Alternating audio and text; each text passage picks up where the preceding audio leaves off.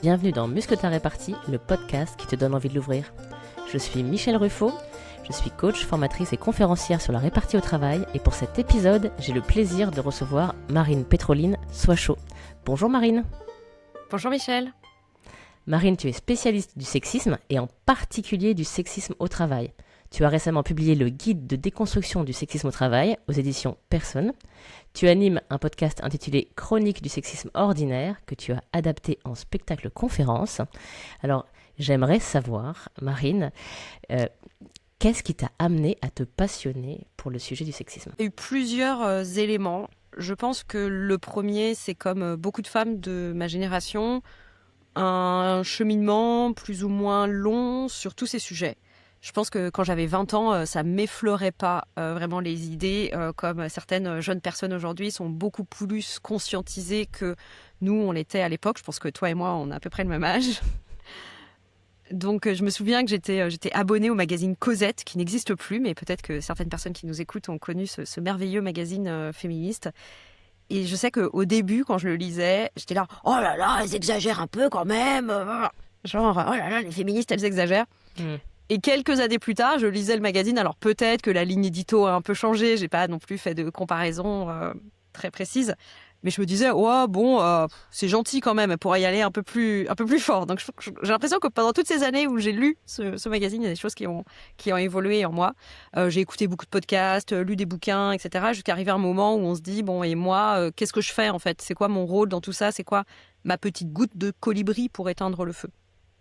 Donc j'avais d'abord ce cheminement sur le temps long. Et puis après, il y a eu deux événements un peu déclencheurs. Le premier, c'est que je vais face à une transition professionnelle un petit peu difficile. Et je me suis posé des questions sur qu'est-ce que je fais, c'est quoi mon avenir, ma carrière, le sens, blablabla. Enfin, ce truc pas du tout original de trentenaire qui se pose des questions sur le sens de sa vie professionnelle et fait ce qu'on peut appeler un burn-out. Et à cette occasion, j'ai fait un bilan de compétences et c'est dans les exercices qu'on nous donnait à faire pour un peu se raccrocher à ses envies qu'il y a eu un exercice sur lister un truc que vous avez toujours eu envie de faire et faites un petit pas vers ça. Et moi, je me suis retrouvée comme une idiote, genre j'avais pas d'idée, quoi. J'étais là, mais vraiment le travail a tout mangé, j'ai même plus de rêve. Enfin, c'est... Et donc, parce qu'il fallait bien faire quelque chose pour l'exercice, j'ai mis refaire du théâtre. Parce que j'avais fait du théâtre quand j'étais jeune, c'était quelque chose d'assez important dans ma vie, mais quand j'étais genre collège-lycée. Et puis, plutôt de l'humour et engagé. Donc, l'idée de faire du stand-up sur des sujets engagés. Donc, c'est comme ça que ça a commencé, Chronique du sexisme ordinaire. Ça a d'abord été un podcast, puis de la scène, mais le point de départ, c'est un peu ça.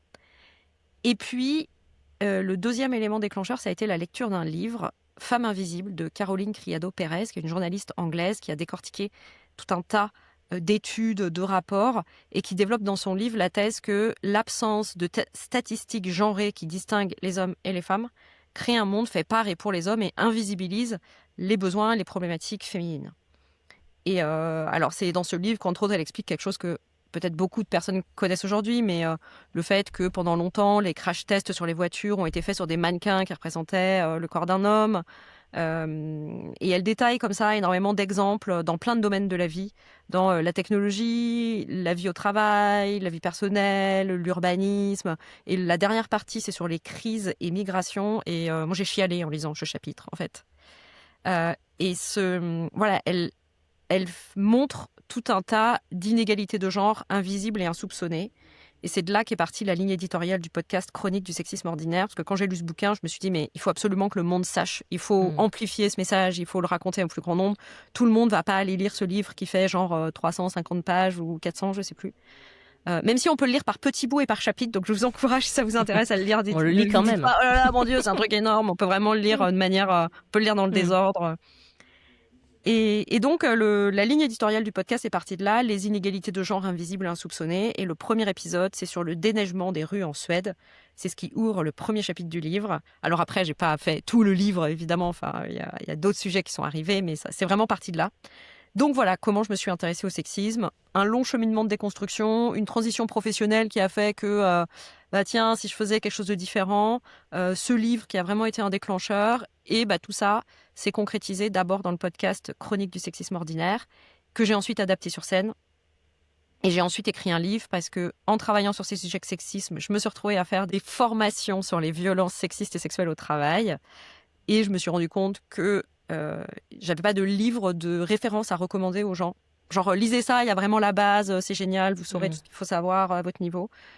Et donc, j'ai écrit ce livre. Tu l'as inventé. Excellent. Et donc pour moi et pour beaucoup de gens, tu es aujourd'hui une référence sur le sujet du sexisme, une bible. Et donc je vais en profiter. Nous allons toutes et tous en profiter aujourd'hui. Donc quand je parle de microagression, on me dit oh quand même encore en 2025. Et oui, encore en 2025. Et pourtant les femmes, elles subissent encore fréquemment au travail des agissements sexistes. Et de ta connaissance, quels sont les agissements qui sont les plus fréquents? Alors, avant de décortiquer ça, je te propose de faire un petit juste retour en arrière pour vraiment mettre les choses en perspective.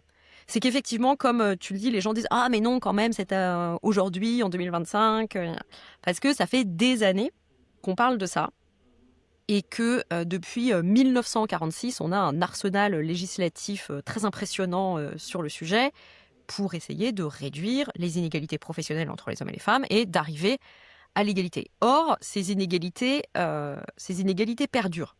Parce que si il n'y avait pas d'inégalité professionnelle entre les hommes et les femmes, si on accepte le principe de base que les hommes et les femmes ont, a priori, peuvent développer les mêmes compétences, il n'y a pas des compétences qui sont plus masculines plus que féminines, c'est des choses qu'on construit au cours de notre vie, on devrait avoir à peu près autant d'hommes que de femmes dans tous les métiers, à tous les niveaux de responsabilité, etc. Or, ce n'est pas le cas.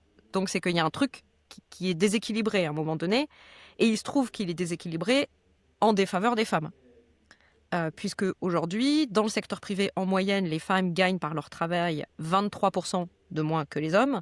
Si on était dans un monde égalitaire où il n'y a pas de différence pour accéder à tel ou tel métier, à tel ou tel type de poste, en fait, ce 23%, il ne devrait pas exister. Même si on peut dire, oui, mais c'est dû au temps partiel. Les emplois à temps partiel sont occupés à 80% du temps par les femmes.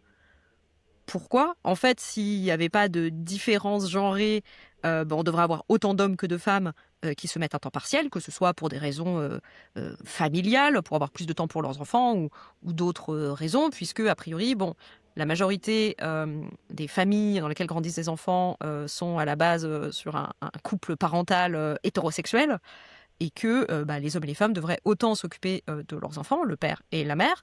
Et on sait tous que statistiquement, ce sont plus les femmes qui occupent ce rôle de soin parental. Ce qui fait qu'elles vont pouvoir moins s'investir au travail, et puis s'ensuit, temps partiel, moins de promotion, moins payé, etc. etc. Et puis les femmes vont se concentrer dans une dizaine de familles de métiers sur 87. On dit statistiquement, l'INSEE définit 87 familles de métiers quand on regarde les hommes et les femmes. Alors déjà, il y a une minorité de métiers qui sont mixtes. Donc la majorité des métiers sont soit dominantes féminines, soit dominantes masculines.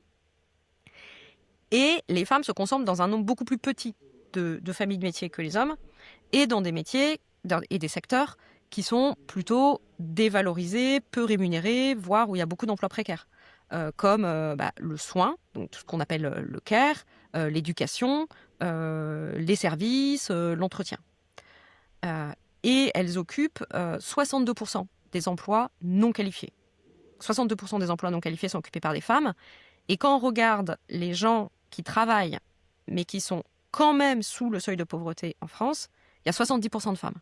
70% des travailleurs et travailleuses pauvres sont des femmes. Par contre, de l'autre côté de l'échelle, puisqu'on est dans une société qui est très hiérarchisée, en fait, on considère qu'il y a le haut, le bas d'une pyramide, alors qu'on pourrait très bien dire qu'il n'y a pas de pyramide, que c'est genre une étoile, mais on est dans un modèle social où, il y a symboliquement, et quand on regarde les rémunérations aussi, une pyramide.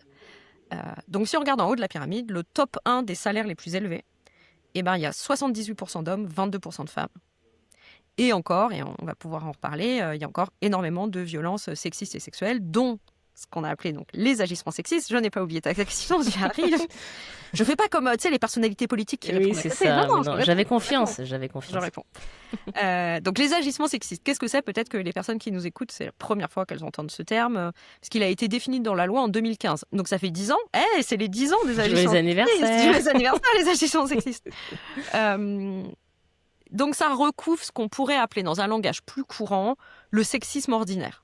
C'est des comportements, des paroles qui, basés sur des stéréotypes de genre, vont réduire une personne à son genre, que ce soit positif ou négatif. Ici, c'est négatif, peut-être la rabaisser, la dévaloriser. En tout cas, ramener quelqu'un au fait que ce soit un homme, que ce soit une femme. Et alors, selon les études, il y a différentes études, sondages, etc. Mais on peut dire qu'à la louche, 70%, 80% des personnes qui travaillent ont déjà été confrontées à des agissements sexistes au travail. Et en vrai, je pense qu'on peut dire 100%, c'est juste qu'on s'en souvient pas, quoi. C'est comme ce chiffre. Alors pour le coup, ça, c'était un chiffre qui était réellement à 100%. Il y a quelques années, le syndicat des transports d'Île-de-France, France Mobilité, je pense que ça s'appelle aujourd'hui, avait fait une étude et le résultat, c'était que 100% des usagères des transports d'Île-de-France avaient déjà été confrontées à des propos, comportements sexistes, voire à connotation sexuelle. Et en gros, à du harcèlement de rue ou harcèlement de transport, en l'occurrence, dans l'espace public. 100%. Moi, je pense qu'au travail, si on creusait vraiment, en vrai, ça devrait être priori 100%. Mais c'est vrai qu'il y en a qui s'en rappellent plus, parce que j'avais, il y a un an, lancé une enquête pour avoir des témoignages de microagressions au travail. Il y a des personnes qui m'ont dit, je voulais témoigner, et en fait, quand j'ai ouvert le formulaire, je me suis dit, je me rappelle plus exactement la situation. Je sais qu'il me sont arrivées des choses, mais je ne sais pas. Et ça, c'est normal, c'est le mécanisme de la mémoire. Et un truc hyper intéressant aussi, c'est que déjà, faut s'en souvenir, et il faut être capable de dire ça, dont je me rappelle, ça correspond à telle catégorie de faits. Par exemple, quand on demande à des femmes, avez-vous déjà subi du harcèlement sexuel ? 22% disent oui. Quand on dit, vous est-il déjà arrivé tel type de situation, et qu'on décrit, un collègue vous envoie des images à caractère pornographique sans votre consentement, un collègue ou une personne au travail est insistante malgré votre refus pour aller boire un verre avec vous ou obtenir des relations sexuelles. Voilà, quand on rend les choses plus concrètes, là, c'est un tiers des femmes qui disent oui, ça m'est déjà arrivé. Donc on passe de en gros 20% à en gros 30%. Parce que souvent, en fait, avez-vous déjà subi du harcèlement de rue ? Parce qu'il y a plein de femmes qui vont dire bah non, pas du tout, moi j'ai pas d'emmerde. Et quand on leur dit est-ce qu'on t'a déjà fait quand tu passais dans la rue, ça nous est tout arrivé, n'est-ce pas ? Alors peut-être pas dans cet ordre, mais quelque chose de ce registre. Donc voilà. Alors ces agissements sexistes, il y a un point important, c'est que c'est pas à connotation sexuelle. Donc dès que c'est à connotation sexuelle, légalement, on passe dans une autre catégorie. Mais on va mettre dans les agissements sexistes tout ce qui est les blagues. Les blagues sur les femmes parce que ce sont des femmes, les blagues sur des hommes parce que ce sont des hommes. Mais hey, vous savez quoi ? C'est surtout des blagues sur les femmes qu'on trouve. Le dernier rapport de l'AFMD, c'est l'Association française des managers pour la diversité, qui chaque année ou tous les 2 ans sort un observatoire des agissements sexistes. Donc, en gros, ils font une énorme enquête avec des questions du type « Avez-vous déjà subi tel type de truc ?» Voilà. Et en faisant ça, ils concatènent les résultats et disent « OK, on peut estimer que X% des femmes ont déjà subi des agissements sexistes, du harcèlement sexuel, etc. » Et donc, dans les chiffres de 2025, la FMD estime que 3/4 des femmes ont déjà été confrontées à des blagues à caractère sexiste au travail. C'est énorme. Après, on peut mettre aussi dans les agissements sexistes ce qu'on peut appeler les interpellations familières. Genre « ma chérie »,« ma belle »,« miss ». Alors souvent, ces interprétations, c'est pas mal intentionné. On sait pas grosse bip. Je essaie de pas prononcer pas d'insulte, évidemment. Pas d'insulte, voilà. Mais la loi est très claire. Ça se veut bienveillant, c'est pour ça. C'est que souvent, on se dit, bah oui, mais il était gentil, en fait. Mais la loi est très claire. Peu importe l'intention, si ce sont des propos qui vont ramener une femme, par exemple, à son physique, alimenter le stéréotype qu'une femme aurait d'abord de la valeur parce qu'elle est jolie, parce qu'elle est souriante, parce qu'elle est douce, blablabla. Donc, par exemple, dire « Oh, dis donc, ça te va bien ce maquillage, ça te rend beaucoup plus lumineuse, c'est bien pour les clients aujourd'hui. » Ça, c'est sexiste, en fait. C'est ramener... En fait, dès que ça peut être raccroché, dès que ça vient alimenter un stéréotype de genre, c'est pas OK. Voilà, s'il faut se donner un peu une règle, c'est ça. Et puis, dans ces interpellations, il y a souvent des choses assez paternalistes, quoi. Genre, ma petite. Alors, on pourrait dire mon petit aussi, c'est-à-dire que le caractère est c'est peut-être pas sexiste, mais en vrai, c'est paternaliste et on est le petit ou la grande, ma petite, mon petit, mon grand, ma grande de personnes au travail. On est des adultes. Peut y avoir des hiérarchies, peut y avoir des gens qui ont plus d'expérience, plus de compétences, etc. Mais on est tous des adultes qui travaillons à égalité pour faire progresser ensemble l'organisation. Donc, on est la petite ou la grande de personnes. Il y a un côté infantilisant Exactement. dans ces termes. Donc, même si c'est pas, on peut dire oui, mais on peut le dire aux hommes, etc. Ouais, mais en vrai, ou ma belle, on va jamais dire mon beau. Alors, il y a des gens qui me disent « Ah bah oui, moi je dis ça !» Non, mais tu dis pas ça en vrai, on dit jamais ça. J'ai pas entendu pour l'instant. Voilà. Hmm. Les propos sur l'apparence physique, donc j'évoquais tout à l'heure, tiens, ce maquillage, c'est joli, ça te fait une bonne mine, oh, cette robe te va bien, tu devrais la mettre quand on va chez le client, etc. Hmm. Alors, la question c'est, ah bah ça veut dire qu'on peut plus faire de compliments aux gens. Oui, mais c'est toute une question de contexte en fait. Si c'est, ah, ça te va bien cette robe, d'ailleurs j'adore ce motif, où est-ce que tu l'as acheté? Puis on se met à parler mode et, ah oui, en ce moment, ah là là, le léopard, ça fait plusieurs saisons que, blablabla. Voilà. Donc c'est quelle est en fait un peu l'intention qu'il y a derrière et le stéréotype qu'on vient raccrocher ou pas, quoi. Et puis bah, c'est là qu'on touche le fameux sexisme dit bienveillant. Ah mais c'est gentil, ah mais c'est bien intentionné. Le truc du sexisme bienveillant, c'est la galanterie, qui est un code de conduite des hommes vis-à-vis des femmes, où les hommes devraient être plus prévenants, attentionnés vis-à-vis des femmes que l'inverse ou vis-à-vis des autres hommes. Et en fait, la galanterie, le problème, c'est que ça suppose, ce qu'il y a derrière, vraiment dessous, ce qui sous-tend la galanterie, c'est que les femmes seraient des petites choses fragiles qu'il faut protéger et surtout qu'il faut séduire. En fait, c'est ça la base de la galanterie. Donc c'est pour ça que c'est problématique, en fait. Alors, les gens vont nous dire « Oh, bah, puisque c'est comme ça, moi, je tiens plus la porte aux femmes. » Non, en fait, c'est pas « je tiens plus la porte aux femmes », c'est « à qui je tiens la porte ?» À tout le monde. La question, c'est pas de se dire je vais pas tenir la porte aux femmes, c'est de tenir la porte à tout le monde par politesse, par savoir-vivre, et de pas avoir un comportement différencié selon que c'est un homme, selon que c'est une femme. On voit quelqu'un avec une valise très lourde qui galère dans le bus ou dans le métro, on lui propose son aide, que ce soit un homme, que ce soit une femme. On propose et on n'impose pas son aide. Excusez-moi, ça a l'air d'être difficile, est-ce que je peux vous aider? Si la personne vous dit non, je me débrouille, eh ben, ok, vous passez votre chemin, quoi. Voilà. Après, dans les agissements sexistes, il va y avoir tout ce qui est sur les remarques sur les qualités des compétences. Donc, l'idée qu'une femme serait naturellement plus conciliante, attentive, empathique, on va lui confier des tâches en fonction, et puis, ah, bah, c'est elle qui va faire le pot de départ de Michel. Voilà. Là où un homme. Qui achète les chouquettes, qui fait le café. Voilà, qui fait le café. Ou là où un homme serait naturellement plus autoritaire, fonceur, blabla. Alors, et là, on va toucher aussi cette chose terrible dont il faut se débarrasser, qui est le leadership au féminin. Parce qu'en fait, il n'y a pas un leadership au féminin. S'il y a un leadership féminin, ça veut dire qu'il y a un leadership masculin. Alors oui, l'image globale du leader qu'on a, c'est pas neutre en fait, c'est empreint de stéréotypes genrés et masculins. Mais dire il y a un leadership au féminin, ça veut dire que les femmes justement c'est super, elles sont plus conciliantes, attentives, dans l'empathie, blablabla.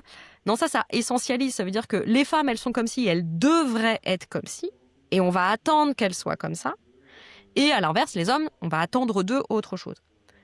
Ce qu'il faut, c'est qu'il y a plusieurs types de leadership qui ne sont ni féminins ni masculins, qui sont en fonction de la personnalité des gens, de leurs compétences, de leurs appétences, et qui est contextuel. Le leadership, c'est très contextuel. Un type de leadership dans une situation A va pas être celui nécessaire dans une situation B. On va pas avoir besoin du même type de leadership dans une entreprise en difficulté qui est au bord du dépôt de bilan, mais où il y a encore un petit espoir, et allez les amis, on y va tous et on va réussir. Que le cas de, par exemple, l'entreprise va économiquement très bien, mais on a été racheté, tout change, les gens sont un peu en panique, c'est une situation qui nécessite beaucoup d'accompagnement, de gestion du changement, etc. C'est pas du tout le même type de leadership dont on va avoir besoin. Le leadership, c'est contextuel, et c'est pas féminin ou masculin.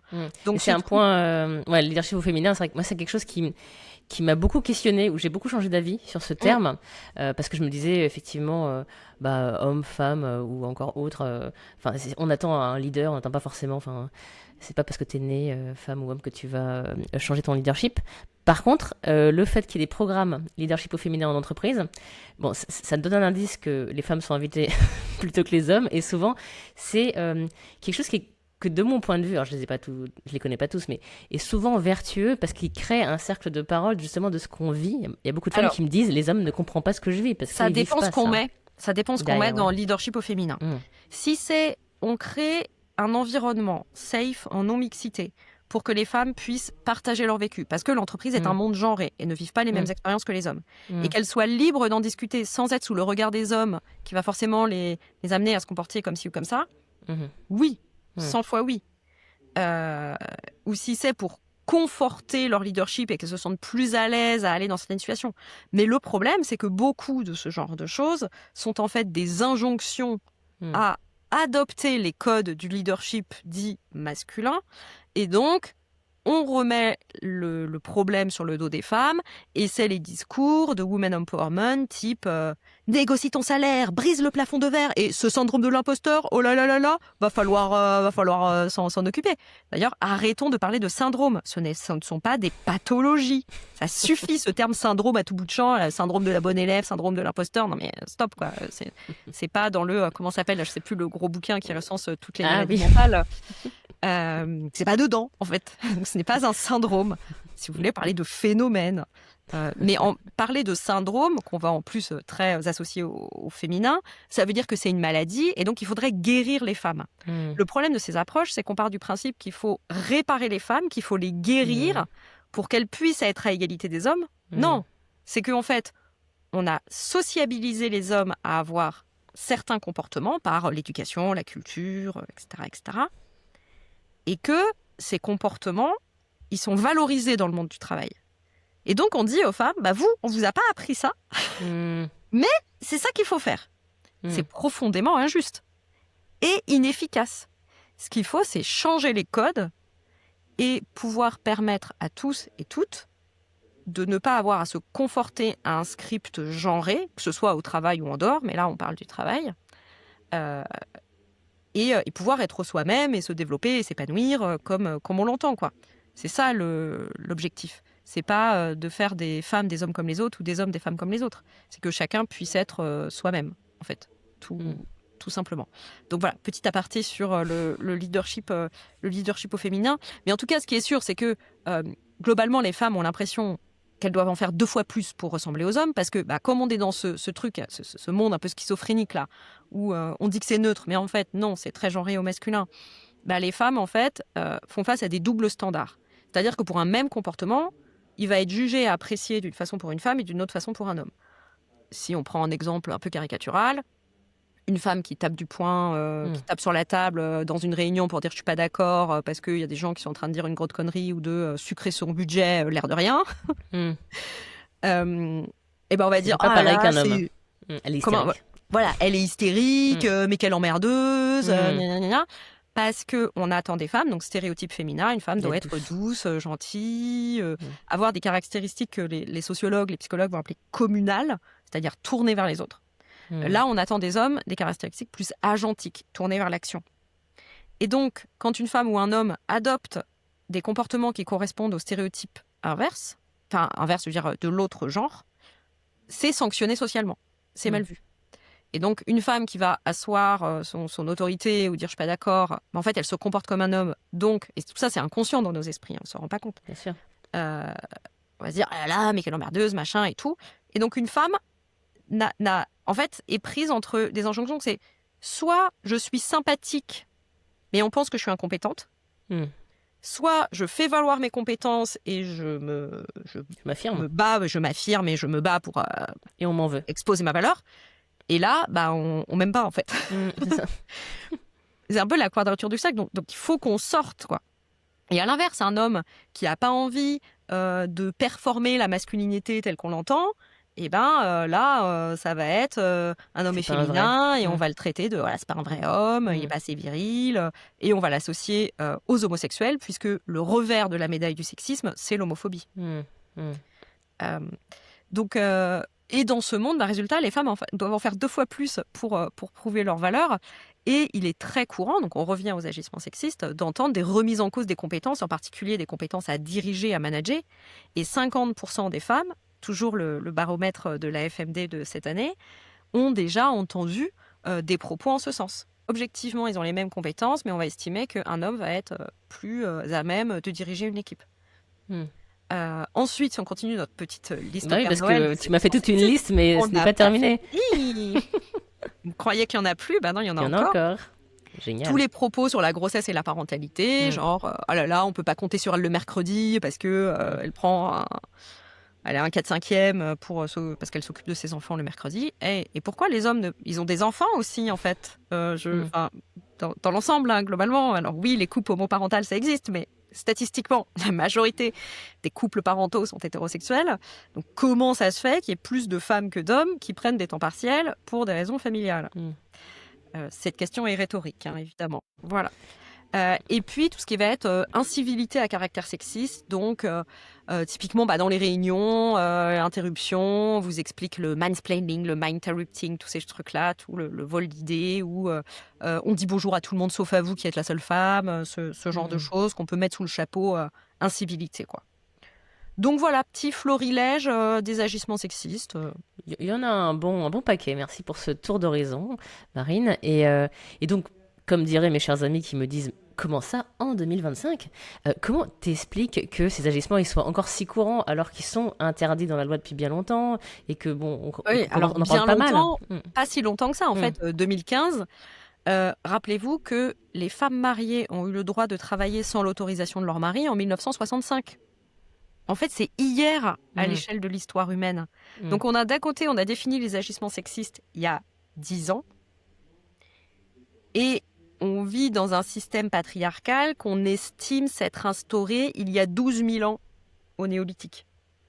En fait, quand les chasseurs-cueilleurs se sédentarisent et cultivent la terre, font de l'élevage, etc., ça veut dire qu'on accumule des richesses, on accumule de la nourriture en premier lieu.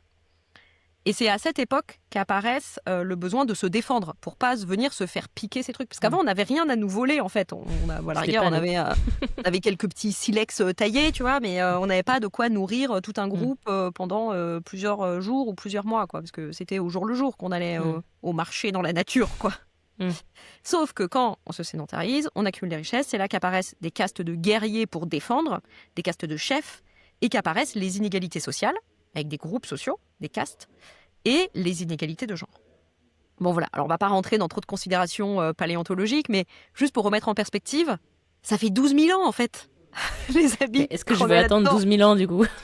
Donc, est-ce qu'on va attendre 12 000 ans que ça change ? Non, ce n'est pas une raison pour attendre. Et non, mais il faut laisser le temps au temps et pas brusquer les choses. Et pendant ce temps-là, on se continue à se faire marcher sur les pieds, exploiter, violenter, voire tuer. On peut plus attendre là. Non, vieille. On va pas changer. Donc, un premier axe, de façon générale, qu'on entend très souvent, qui est un peu puisqu'on a dit que tout ça, ça venait de stéréotypes, de biais inconscients, les doubles standards, blablabla, on se dit, ok, il faut changer nos représentations.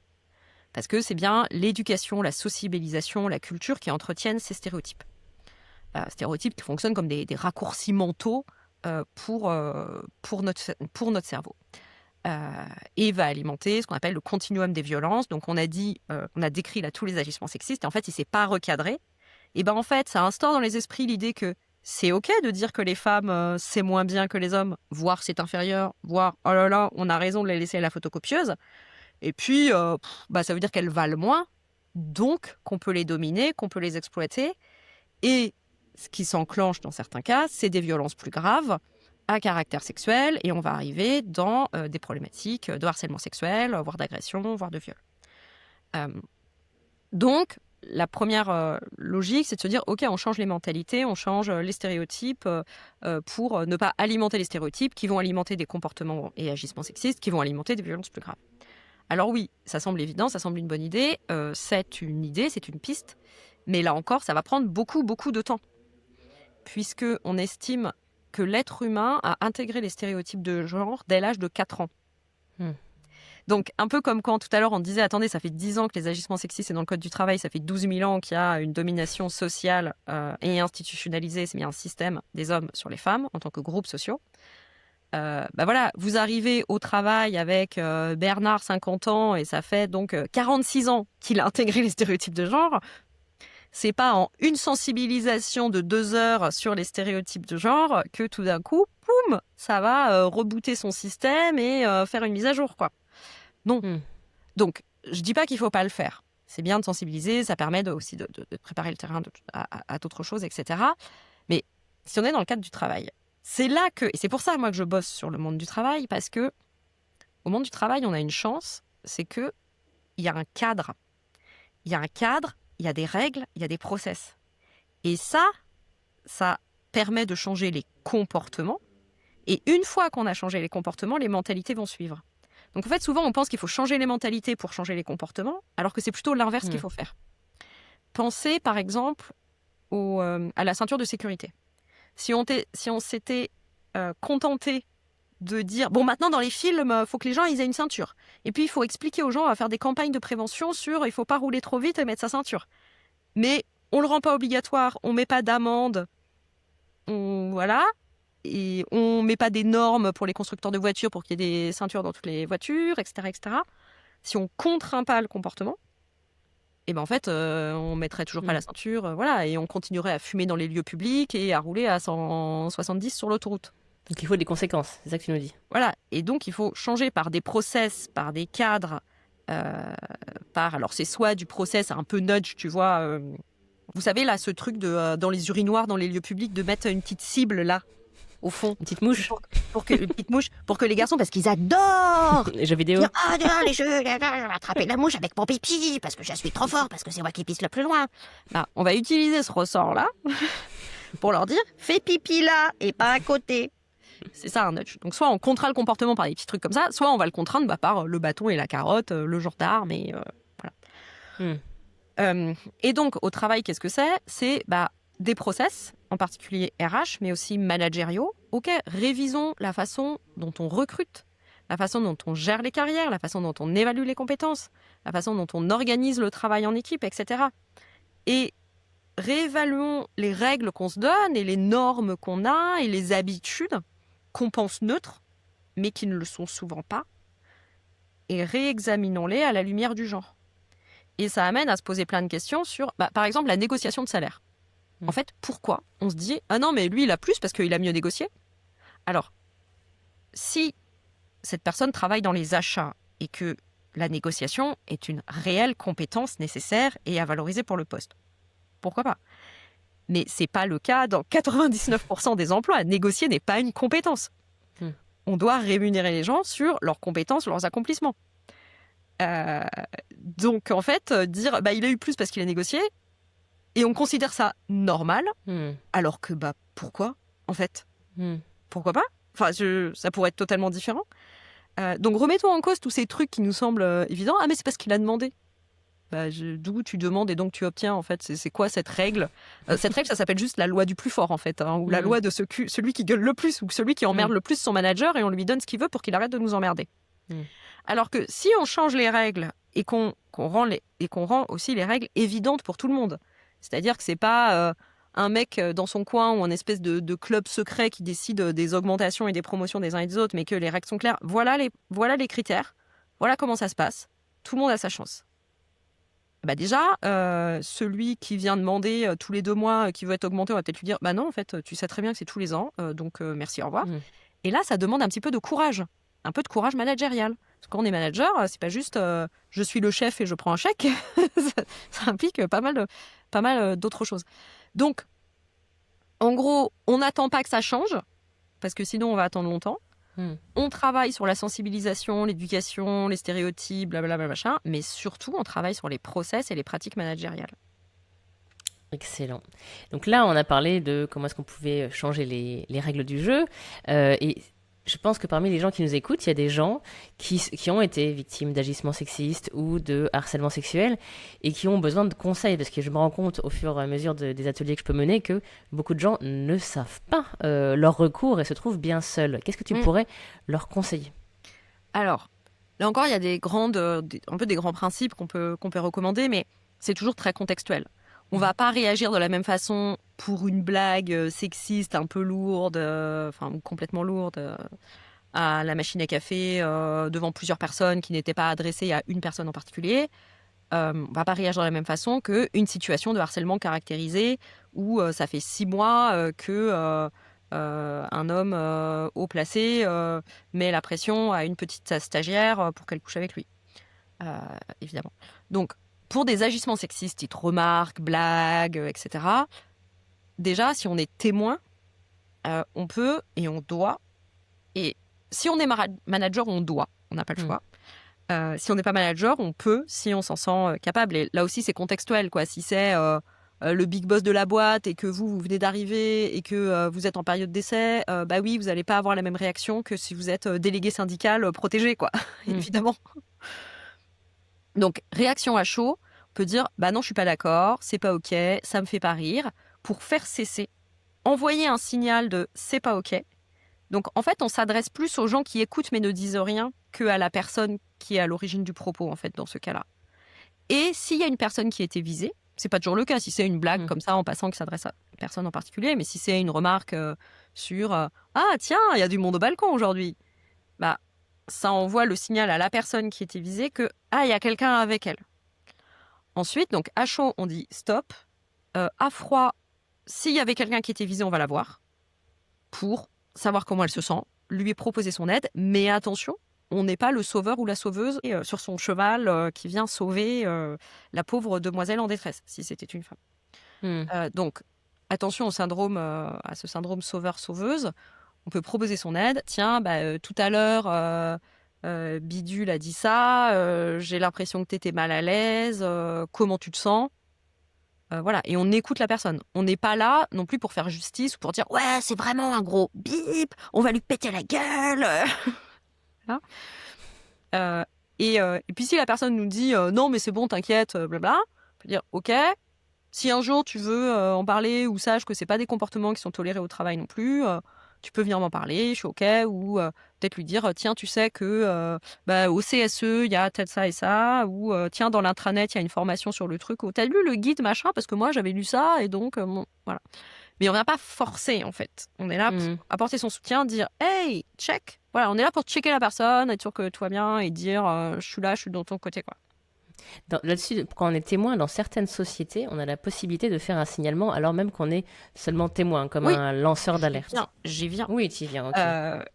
Donc, réaction à chaud, réaction à froid avec la personne visée, réaction à froid avec la personne mise en cause. Là aussi, si on s'en sent incapable. Donc, on retourne voir Bidule qui a fait une remarque inappropriée, lui dire... et c'est là où on peut faire un peu de pédagogie. On va pas faire de la pédagogie devant tout le monde. Parce que là, c'est vraiment le type, il se sent... Le type, on va dire que c'est un homme, se sent acculé, donc il va... Voilà, ça va se transformer en confrontation et c'est pas ça le but. Et puis, on n'est pas là pour faire justice, on n'est pas là pour faire la morale. On parle en son nom ou au nom de la loi. Dire, moi, ça me met mal à l'aise. On va surtout pas parler au nom de la victime. Ouais, mais tu te rends compte, elle s'est sentie trop mal, blablabla. Non. On peut parler au nom de la loi. Écoute, les agissements sexistes, c'est défini, c'est interdit dans le Code de travail depuis 2015, blablabla, par exemple. Et si on est victime, au moment où ça arrive, alors, faut déjà un peu, mais ça c'est ton truc, hein, là, comment on réagit à la répartie, mais je pense que c'est important de rappeler qu'on n'est pas obligé de réagir. Déjà, pour un peu se déculpabiliser, de se dire ah là là, mais j'ai rien dit, j'aurais dû dire ça, voilà. Partir, c'est déjà une réaction en fait. Donc on réagit comme on peut et comme on veut, et faut pas se flageller parce qu'on n'aurait pas eu la bonne réaction. Et puis, on n'est pas tous et toutes des stand-uppers nés avec des super réparties, sauf si on a fait la formation de Michel. Voilà. Et puis en vrai, ça, voilà, c'est pas donné à tout le monde. Et puis parfois, venir tacler avec une bonne punchline, en fait, ça met de l'huile sur le feu. Mais on peut questionner. On peut dire ah bon, mais qu'est-ce que tu entends par là ? Tu peux préciser, s'il te plaît qu'est-ce que tu veux dire par il y a du monde au balcon ? Et là, dans 90% des cas, la personne va être là non, en fait, voilà. On peut faire appel à la loi, à la culture de l'entreprise, et puis on peut s'en aller, ou on peut s'en aller pour en parler avec quelqu'un d'autre, aller chercher une autre personne. Vous pouvez vous inspirer de la technique des 5D qui est développée plus dans le harcèlement dans l'espace public. Voilà. Qui est diffusée notamment dans la formation stand-up qu'on peut retrouver en ligne. Tout à fait. Et on avait fait un encart dans le livre avec Sophie Truchot-Barrette, justement, d'appliquer cette technique de 5D au monde de l'entreprise. Donc, si vous voulez les 5D pour le monde du travail, allez acheter le guide de déconstruction du sexisme au travail. Vous ne croyez pas que je vais tout vous donner dans cette interview non plus. J'avais espoir. Et est-ce que je peux faire un signalement quand je suis Voilà. Alors, concernée. pour des cas, on va dire, plus graves, disons qu'on ne va pas signaler la petite blague un peu... Voilà.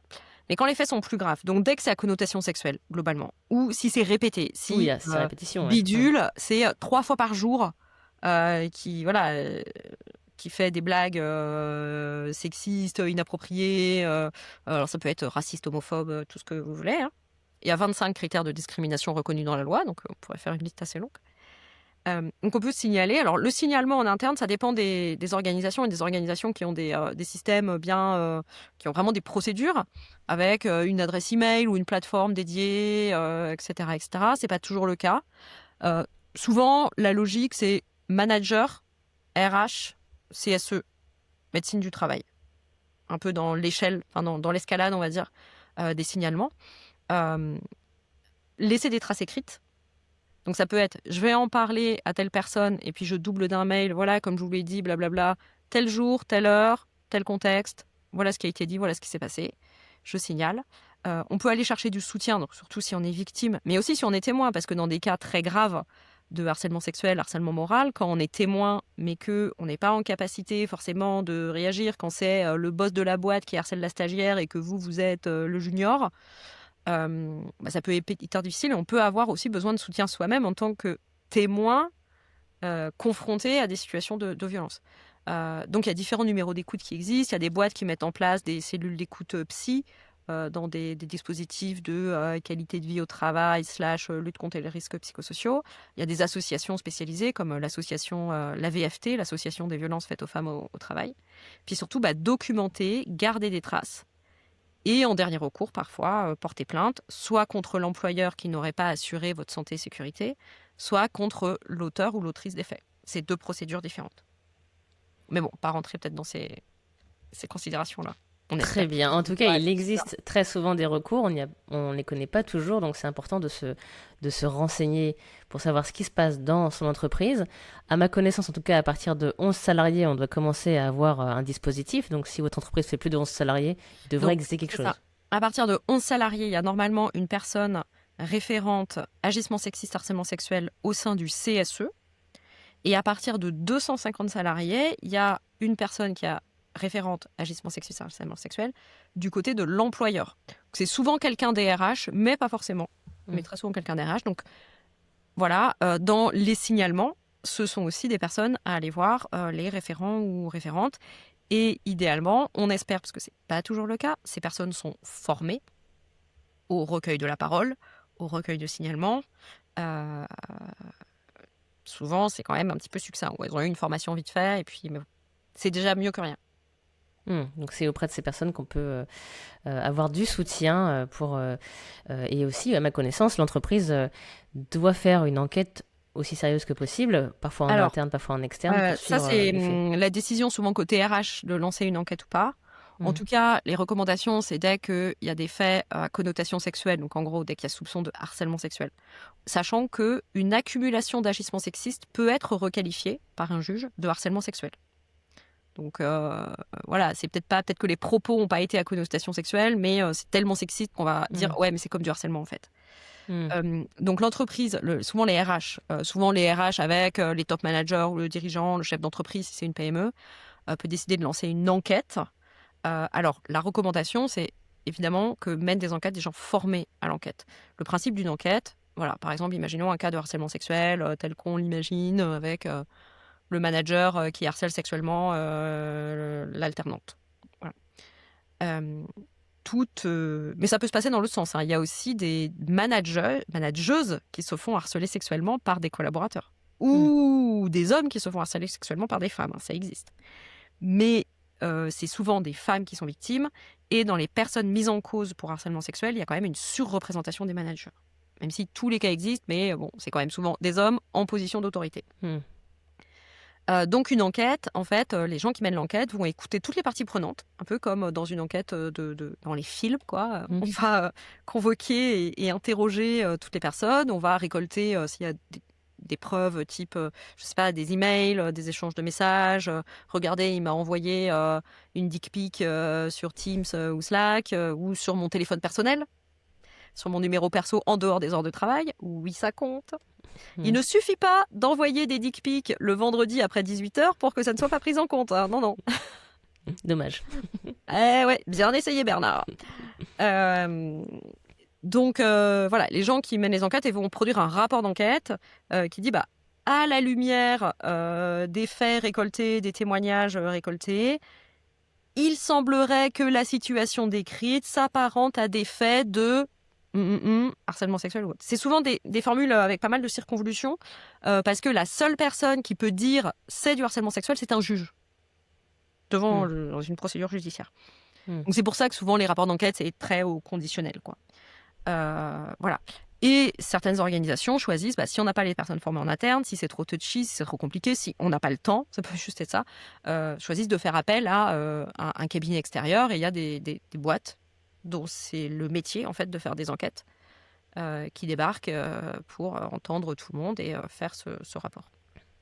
Là, on a parlé du côté collaborateur et témoin victime. Et si on se met côté pour tous les DRH ou dirigeants qui peuvent nous écouter, ce serait quoi les pistes que tu pourrais recommander pour lutter contre le sexisme dans leur entreprise ? Complètement. Et c'est essentiel parce qu'on ne peut pas demander aux individus. Les individus, ils peuvent un peu gérer quand ça arrive, mais il faut travailler sur les causes et donc sur le cadre de travail, les process, la culture d'entreprise qui peut éventuellement favoriser ces comportements. Et parfois, c'est vraiment une culture institutionnalisée. Pensez au procès Ubisoft là, qui a eu lieu il y a quelques mois, où, et c'est une jurisprudence hyper importante, les dirigeants, qui n'étaient pas à l'origine des faits, c'est pas eux qui ont été harcelés sexuellement, mais des dirigeants ont été condamnés pour avoir laissé perdurer une culture de harcèlement sexuel d'ambiance, globalement. Et ça, c'est hyper important de l'avoir en tête. Voilà, quand on est dirigeant, quand on est manager, on est responsable devant la loi de ce qui se passe dans notre périmètre. Donc, qu'est-ce qu'on peut faire ? Globalement, il faut agir sur 3 dimensions. La politique, vraiment la stratégie portée au plus haut niveau. Les process, donc là concrètement, comment c'est censé fonctionner quand on recrute, quand on évalue, quand on gère des carrières et les congés maternité. Et puis les pratiques au quotidien et en particulier les pratiques managériales sur le terrain. C'est tout ça qu'il faut aligner. Stratégie, process, pratique. Si on manque un truc, ça ne va pas fonctionner. Donc partir d'un état des lieux, écouter le terrain, examiner les données. Donc pour tout ce qui est rémunération, avoir une vraie analyse. Et c'est plus compliqué qu'il n'y paraît. Il y a des gens dont c'est le métier d'analyser les données RH et faire une pesée des emplois, des analyses comparatives, etc. pour repérer des inégalités qui ne sauteraient pas aux yeux.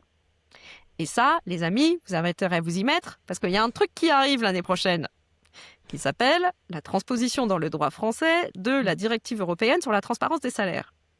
Alors, en vrai, petit aparté, cette directive, ça change pas, c'est pas la révolution. Par contre, ça change un truc qui fait trembler à tous les étages.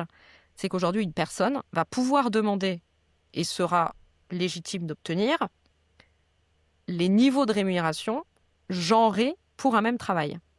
C'est-à-dire que si moi, Marine, je suis chef de projet, je vais pouvoir demander au RH « Bonjour, je voudrais les chiffres des niveaux de rémunération pour les emplois de chef de projet dans l'organisation ventilés par sexe, par genre. » Et ça... ça va piquer dans quelques boîtes. Ça peut piquer. Vous avez intérêt à vous préparer. Il reste quoi, 1 an, c'est ça ? Voilà. Bon, en vrai, c'est pas encore transposé en droit français. Puis une fois qu'il y aura la transposition, il y aura un délai de mise en conformité pour les entreprises. Comme quand, pensez par exemple à la loi Rixin, 40% de femmes dans les comités exécutifs et les cadres dirigeants. Bon, c'est pas demain. On vous laisse quelques années. Les 40% de la loi Rixin, c'est 2030. Mais pour que ce soit 40% en 2030, c'est dès aujourd'hui qu'il faut travailler dans les organisations où il y a vraiment une gestion des talents, des plans de succession, un pipeline voilà. On ne peut pas se dire du jour au lendemain, on va trouver 40% de femmes si on ne les a pas fait progresser et suivre un peu tous les échelons et tous les parcours nécessaires pour aboutir à certains postes. Donc, ce truc de transparence des salaires, c'est pareil. Si vous vous réveillez au dernier moment pour mettre le truc au carré, ça va être compliqué. Et puis, allez écouter le terrain. Donc, si vous faites des enquêtes qualité de vie au travail, etc., mettez des questions là-dessus. Et on peut arriver. Et je pense par exemple à un cadre dirigeant qui avait témoigné dans le livre qui disait voilà, nous on se posait des questions sur comment se sentent les gens, etc. Est-ce qu'on va sur des sujets homophobie, LGBT+, etc. Et en fait, ce qui était remonté de leur enquête, c'est que globalement, les personnes LGBT disaient non, nous tout va bien, on est content de bosser ici, on subit pas de microagressions, voilà. Par contre, il y avait un souci côté handicap. Donc, c'est en ayant ces remontées du terrain qu'ils se sont dit ok, on peut pas tout faire, on a des moyens limités. Ils se sont dit ok, LGBT+, apparemment pas de souci, mais on va continuer chaque année dans l'enquête à poser la question parce que ça peut changer en vrai. Et puis par contre, on va s'attaquer au sujet du handicap. Donc, état des lieux, écouter le terrain. Ensuite, deuxième point hyper important, tolérance zéro, en principe, affiché, répété, martelé, et dans les faits. C'est pas « Oui, ces comportements ne sont pas autorisés. Oui, mais ce cas-là, c'était bidule. Et bidule, c'est un mec sympa. Et puis, c'est un super bon commercial. Il ramène du fric quand même. » Quand on dit tolérance zéro, c'est tolérance zéro. Il n'y a pas d'exception. Donc, ça veut dire que quand ça se présente, courage, on s'applique ces principes et on y va. Et s'il faut, c'est jusqu'au licenciement. Et ça existe et ça se fait. Viser, former à tous les niveaux. Donc, on a dit oui, les formations au biais, machin, tout ça, c'est pas, on peut pas se contenter que ça. Oui, mais il faut quand même le faire. Et puis surtout sur les violences sexistes et sexuelles, bien marteler que non, ça, ce n'est pas OK, en fait. Parce que parfois, les gens tombent des nues. Vous formez vraiment tout le monde sérieusement, vous martelez les trucs. Le jour où ça arrive, ça sera admis que tout le monde est au courant qu'en fait, mettre une main au cul, c'est pas OK. Donc, a priori, personne ne devrait être surpris que la personne mise en cause soit virée si les faits sont avérés, quoi. Donc, ça sert à ça aussi. Ça sert à pouvoir être droit dans ses bottes au moment d'appliquer la tolérance zéro. Parce que si on dit tolérance zéro, mais qu'on ne forme pas les gens, qu'on ne met pas en place des process de remontée, etc., potentiellement, personne ne va comprendre, ça va provoquer plein de trucs. Et puis alors, même si les enquêtes ont fait en sorte que ce soit le plus confidentiel possible, les procédures disciplinaires aussi, dans les boîtes, tout se sait à un moment donné. Donc, vous avez intérêt à ce que ce soit aligné, parce que le jour où ça arrive, ça vous aidera. Après, il y a tout le volet recrutement, gestion des carrières. Donc, on pourrait faire un épisode entier là-dessus, mais tout le monde est biaisé. Tu es biaisé, je suis biaisé, nous sommes biaisés. Donc, se dire « Ah non, mais chez nous, il n'y a pas de problème, on voit que les compétences. » Oui, c'est comme le nuage de Tchernobyl, ça s'est arrêté à la frontière, bien sûr. Donc non, on regarde pour de vrai et on met en place des process et on forme les gens au recrutement et à l'évaluation sans discrimination. Et il y a des méthodes qui sont très rarement appliquées, malheureusement. Et c'est absolument fou. Le recrutement, tout le monde continue à recruter comme ça, un peu au doigt mouillé. Oui, je sais pas trop, j'ai posé 3 questions, blabla, machin. Non, il y a des vraies méthodes. Et il faut les appliquer, en fait. Voilà. Si, à la rigueur, vous vous en fichez de discriminer les hommes, les femmes, les femmes, les personnes handicapées, les jeunes, les vieux et les personnes queer, ok. J'espère que vous ne serez pas attrapé par la police. Oui, ok, mais c'est illégal quand même. Mais le problème, c'est que vous discriminez ces gens, ce qui est illégal, mais que résultat, vous contre-sélectionnez les pas bons gens, en fait. Le revers du truc de discriminer les uns, c'est de favoriser des gens, d'autres qui n'auraient pas dû être là. Donc, si votre motivation, c'est de faire en sorte d'avoir les meilleurs, vous avez tout intérêt à objectiver vos recrutements, vos évaluations, votre gestion des carrières. Ça vous permettra d'avoir les meilleures personnes là où elles doivent être, en fait. Et le problème, c'est pas qu'il n'y ait pas de femmes managers au poste à responsabilité. C'est qu'il n'y ait que des hommes et qu'a priori, ça ne soit pas les bons. C'est con quand même. Pas toujours. Not all men. Voilà. Not all men, mais lot of men quand même. Et puis, dernier sujet sur lequel on ne peut pas faire l'économie, vraiment, c'est la parentalité. Puisque la maternité, c'est le premier facteur de discrimination, d'inégalité professionnelle entre les hommes et les femmes. Donc en fait, si on veut s'attaquer sérieusement au sujet de l'égalité professionnelle, on ne peut pas faire l'impasse sur le sujet de la parentalité. Et donc, s'il n'y a pas de... Et d'ailleurs, si vous cherchez un boulot et vous vous demandez est-ce que la boîte est plutôt avancée sur ces sujets, demandez c'est quoi les politiques en termes de parentalité. Et si on vous regarde en mode mais de quoi elle me parle, il y a des chances qu'il ne se soit pas posé beaucoup de questions, quoi. C'est... Voilà. Voilà. Si on vous dit une conférence le 8 mars et c'est tout... Sachez où vous mettez les pieds. C'est déjà pas mal. On a parlé du niveau collaborateur, on a parlé du niveau entreprise, et ton guide de déconstruction du sexisme au travail, il est sous-titré comme étant adressé particulièrement aux managers. Est-ce qu'il y a quelque chose en plus que doivent faire particulièrement ces managers ? Quand on est un manager, on est le premier maillon de la chaîne, en fait, face au sexisme. On est sur le terrain et on est des vigies. Donc, première chose, quand on est manager, c'est être exemplaire. Donc, on parlait du tolérance zéro, etc. Mais c'est l'incarner. C'est-à-dire que je ne vais pas dire le sexisme, c'est mal, mais je vais faire des remarques sexistes à mes collaboratrices en arrivant le matin. Évidemment, quoi. Donc, ça semble évident dit comme ça, mais ça vraiment, c'est vite arrivé, quoi. Donc, bannir tout comportement sexiste, utiliser un langage inclusif, complimenter les gens sur les compétences plutôt que sur leur physique. Il y a plein de raisons de complimenter les gens.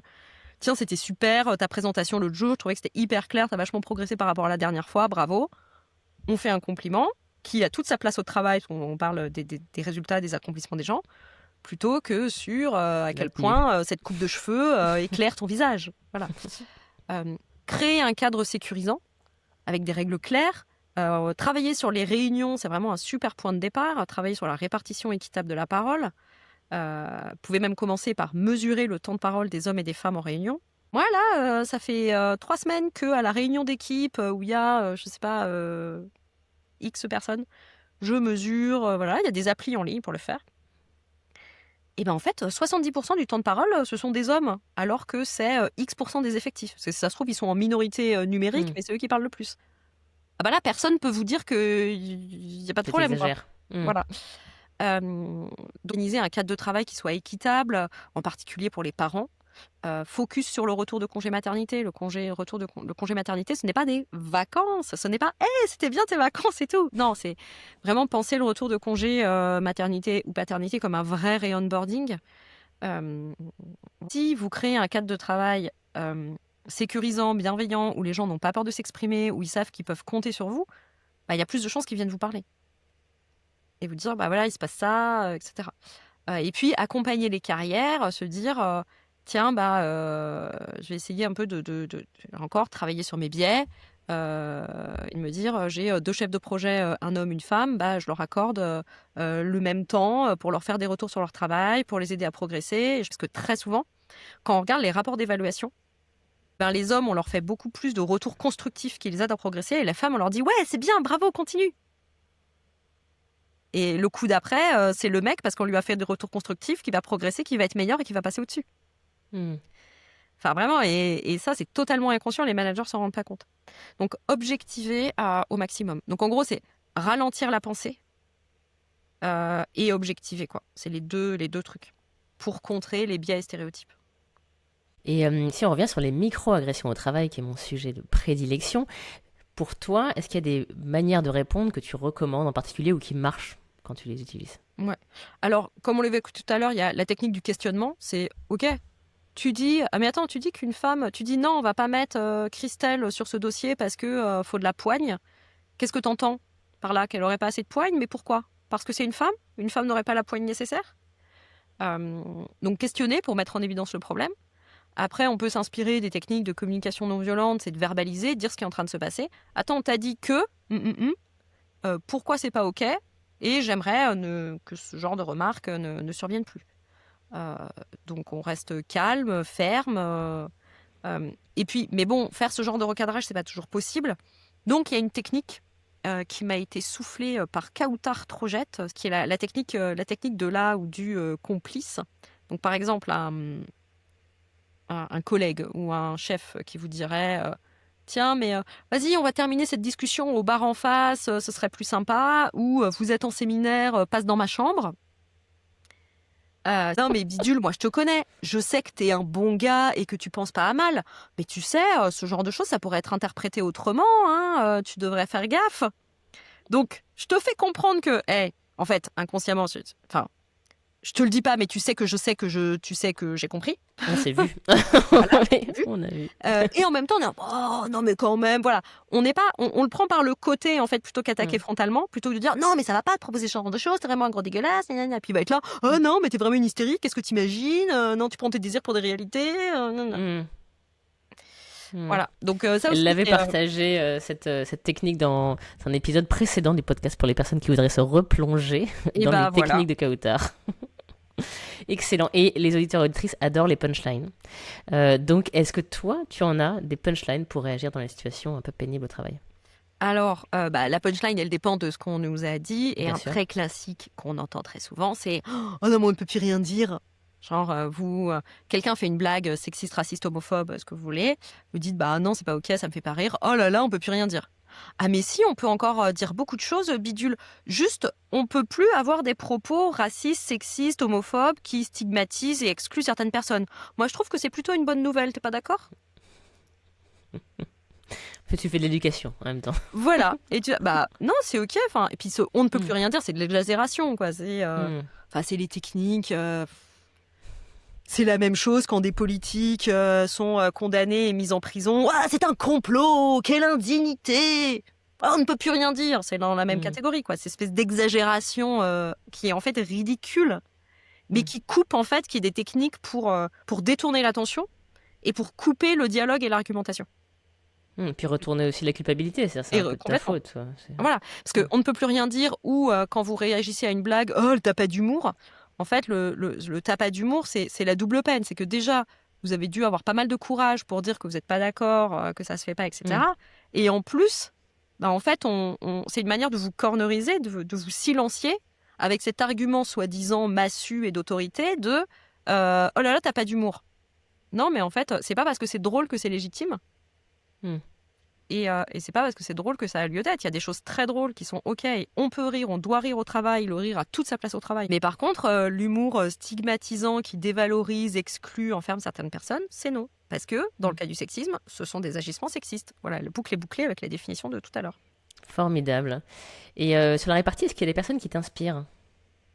Je dirais toutes les femmes qui ont pu témoigner dans le podcast. Il y a différents types, donc Chronique du sexisme ordinaire, et différents types d'épisodes. Et au moment de la sortie du livre, et j'avais commencé un petit peu avant, j'ai fait une série d'épisodes répondeurs témoignages où les femmes, comme le livre, et j'ai eu tout un cycle autour du travail sur le podcast, témoignaient de propos sexistes ou à connotation sexuelle qu'elles ont entendus et comment est-ce qu'elles ont réagi. Et il y en a qui sont pas mal. Je vous invite à les écouter. Quel teaser.